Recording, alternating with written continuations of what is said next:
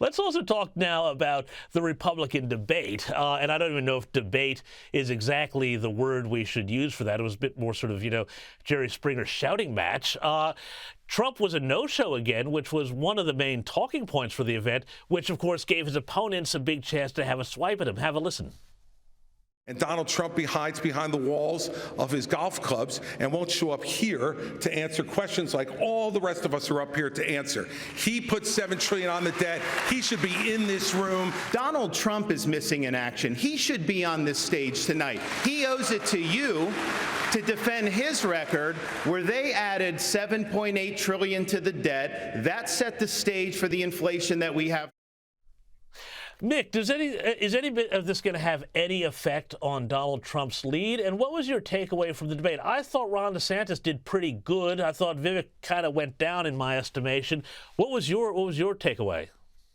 The final takeaway is this, is that I don't think it moves the needle at all on Donald Trump. He's still polling at about 50%. What I think you're starting to see the other candidates realize is that they're fighting over each other's votes. Nikki Haley has gone up. She's doubled. She's doubled from 3% to 6%, but that came at the expense of Ron DeSantis.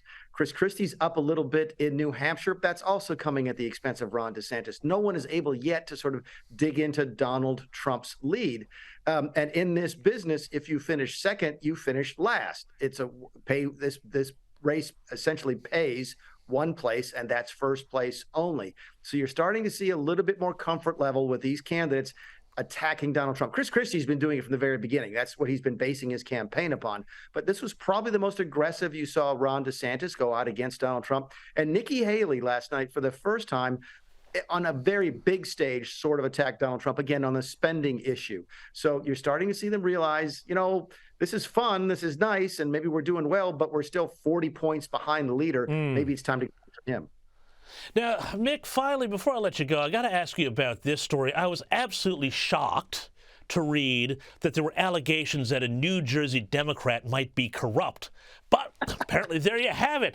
Senator Bob Menendez has pled not guilty to 3 federal charges stemming from an alleged bribery scheme that involved his political power helping the Egyptian government, New Jersey businessmen, all sorts of wild stuff here. I think there was a luxury car, there was gold bullion involved. Tell us about this case, and does this have any implications for control of the Senate? It really does. By the way, there are also wads of cash stuffed into envelopes and pockets of jackets that Menendez said he had put there just in case of emergencies. So there's a saying in the country.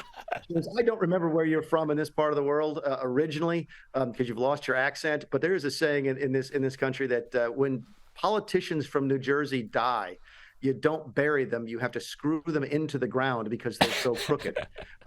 And that's clearly been the case with Menendez. These were gold bars, by the way, not the kind of gold bars you buy an ounce you see on television. These were kilos. Okay, these are kilo bars of gold that the guy had. Here's why it's going to impact control of the Senate. It's unlikely the Republicans will be able to take New Jersey. It's a very Democrat state. But the whole Democrat pitch, ever since Trump got into office, was vote for us, we're normal. Vote for us, we're calm. Vote for us, we're not dramatic. We are not corrupt. And this is why you've seen so many Democrats turn so quickly on Bob Menendez, Senator Menendez, to encourage him to resign. There's more Democrats now in the Senate encouraging him to resign than there are Republicans, not making that up.